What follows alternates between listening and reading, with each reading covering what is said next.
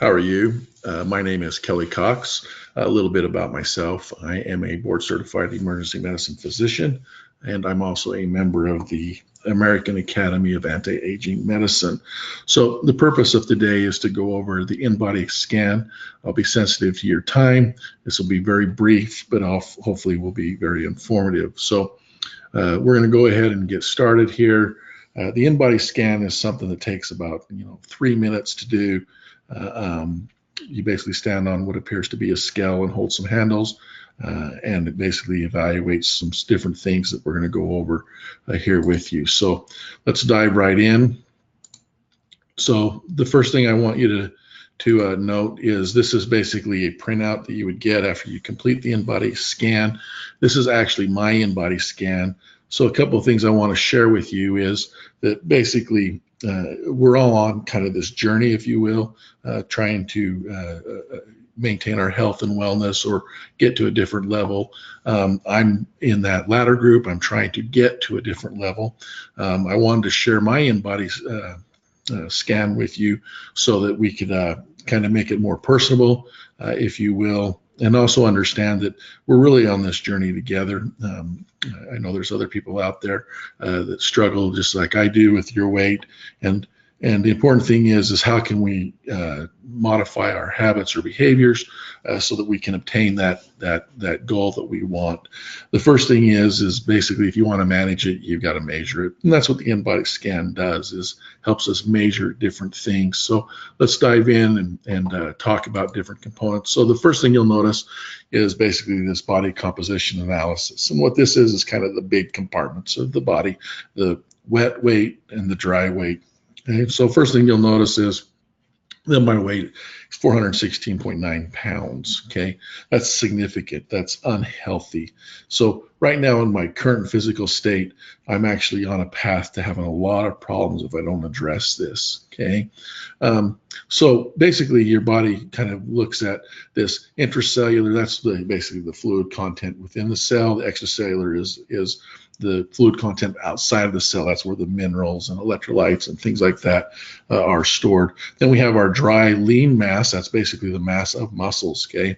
And then my body fat mass, okay? All this added up basically adds to your total weight. So let's go down this a little bit. So here we have our muscle fat analysis, okay? What this is basically what my weight is, what my skeletal mass is, okay, and then what my body fat mass is.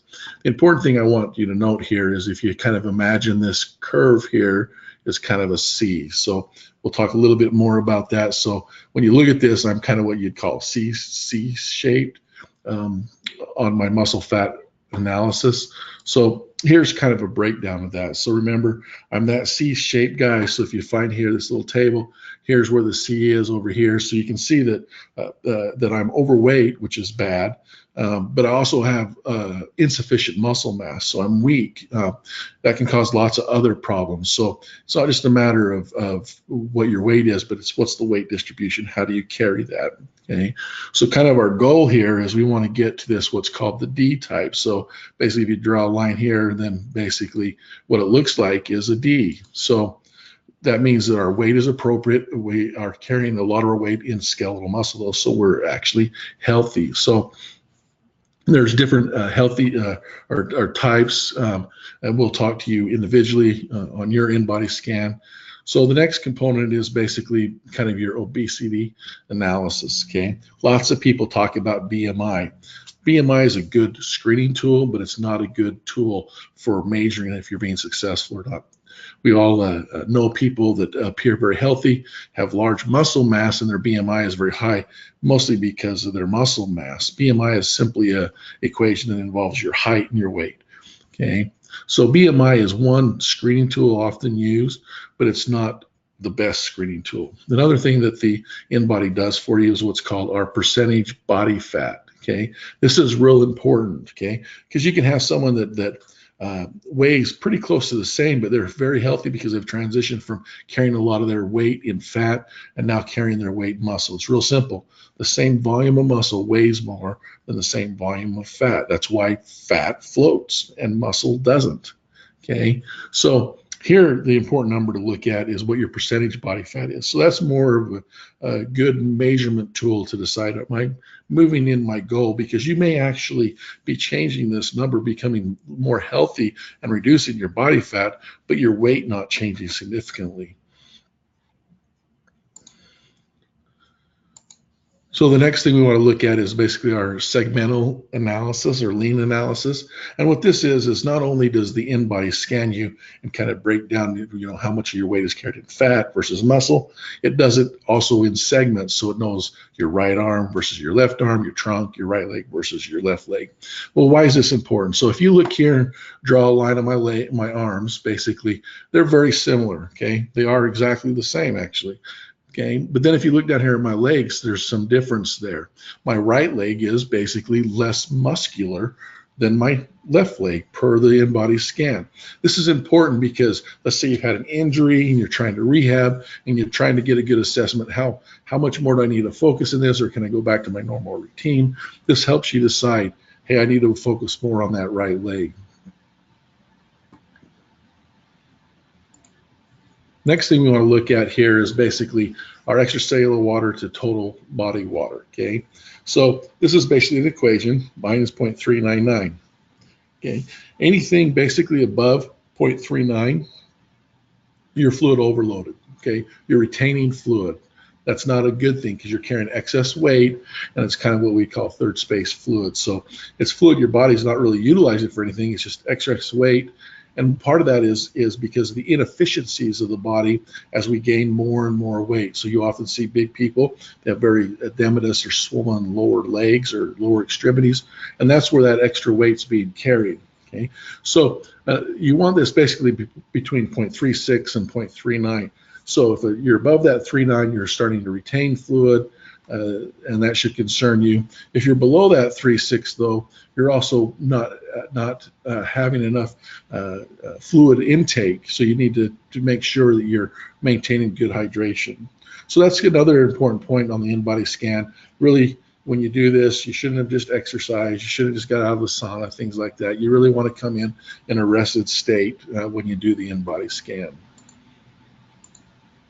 The next item is basically our body composition history. The great thing about Inbody, you come in, you do it, okay? And then the thing is you work out for a couple months, you want to see, am I progressing? You come back in, put your code in, it remembers you. You get this plotted out over time.